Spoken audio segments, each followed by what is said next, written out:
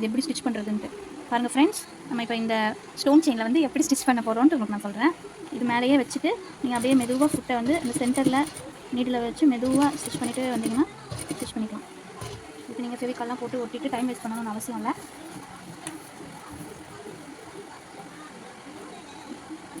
இந்த எட்ஜில் மட்டும் இப்படி நீடில் தூக்கி இப்படி வச்சுட்டு மறுபடியும் நம்ம ஸ்டிச் பண்ண ஸ்டார்ட் பண்ணணும். மெதுவாக நம்ம அந்த ஹோல்ஸ்லேயே ஸ்டிச் பண்ணிட்டு வந்தோம்னா கரெக்டாக வந்துடும். பிகினர்ஸ் கொஞ்சம் ஸ்லோவாக ஸ்டிச் பண்ணிங்கன்னா ஈஸியாக இருக்கும்.